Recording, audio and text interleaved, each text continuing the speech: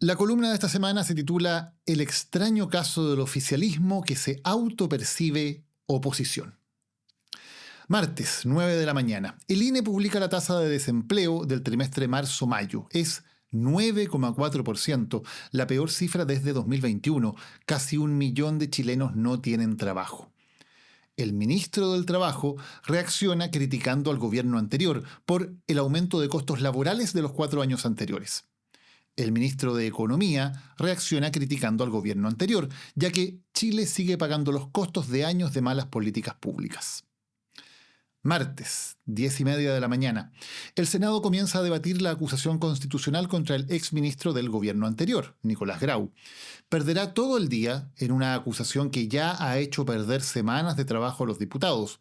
No hay académicos, abogados o economistas de prestigio que la respalden. El Consejo Fiscal Autónomo desestima sus fundamentos. Todo parte con una denuncia hecha con grito de escándalo del ministro de Hacienda contra su antecesor. Diputados oficialistas, diputados opositores al gobierno anterior la presentan. La moneda no interviene para detener la bola de nieve que echó a rodar. La acusación termina con apenas 16 votos a favor y enfrentamientos dentro del oficialismo, dentro de la oposición al gobierno anterior. Miércoles, 9 de la mañana. El Banco Central publica el IMASEC de mayo. El menos 0,9% confirma el deterioro de las expectativas desde el bencinazo con que asumió el ministro Quirós en marzo y deja al país a las puertas de una recesión técnica. El ministro de Economía, el vocero de la oposición a la gestión económica del gobierno anterior, culpa al gobierno anterior. Recibimos una economía estancada y golpeada, explica. Miércoles, 4 de la tarde. El Comité de Auditoría del Gobierno denuncia graves irregularidades financieras en el gobierno anterior. Más de 1,4 billones de pesos transferidos a fundaciones entre 2022 y 2026 no acreditan su rendición de cuentas, alertan. Incluso hablan de fraude.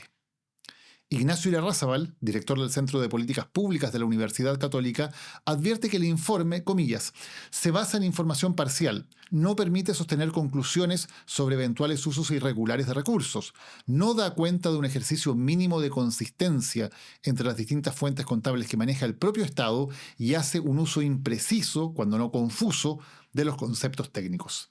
Cierre de comillas. Este comité no es más que un órgano de propaganda política del gobierno, de la oposición al gobierno anterior. No es la Contraloría, no es el Ministerio Público, no es un ente autónomo, no es la Auditoría Externa Internacional que había prometido en campaña José Antonio Kast. Su único propósito es denunciar al gobierno anterior. Por eso, no incluye ninguna de las siguientes noticias de esta semana. El jueves, la Contraloría falló que la exministra Steiner actuó fuera de sus atribuciones legales en su oficio a la PDI. El viernes, la Asociación de Funcionarios del Ministerio de la Mujer denunció ante el Ministerio Público y la Contraloría presuntos delitos funcionarios y corrupción con antecedentes de beneficios salariales groseros auto-otorgados. También el viernes, el medio Reportea reveló que el policía que le filtraba información reservada al abogado Luis Hermosilla fue instalado a cargo de la División de Contrainteligencia de la ANI, precisamente el cargo encargado de proteger los secretos del Estado. Todo esto ocurrió después del 11 de marzo de 2026. Por lo tanto, aquí no ha pasado nada. No hay nada que auditar al respecto.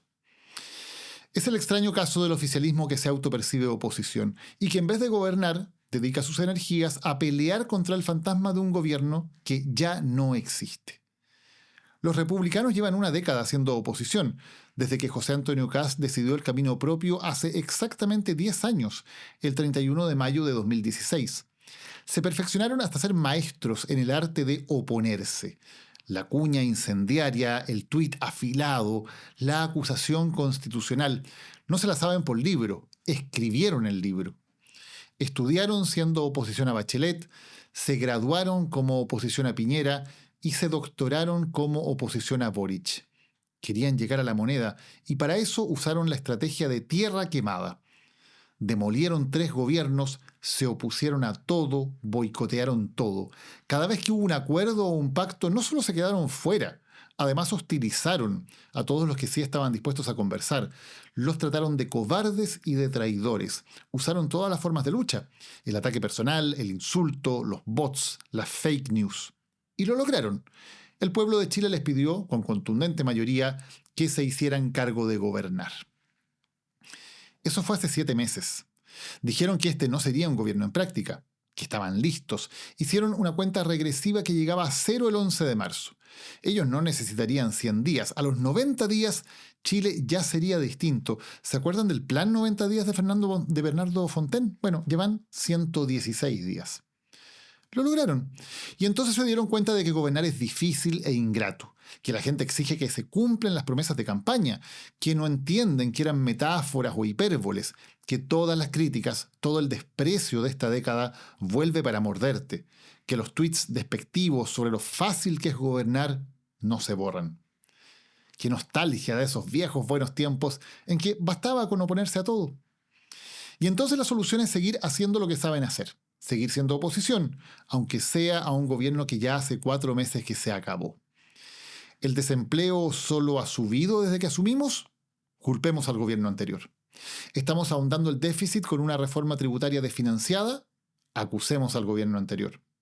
¿El crecimiento económico es golpeado por el bencinazo del ministro Quirós? Responsabilicemos al gobierno anterior. ¿Aparecen denuncias e irregularidades? Auditemos al gobierno anterior.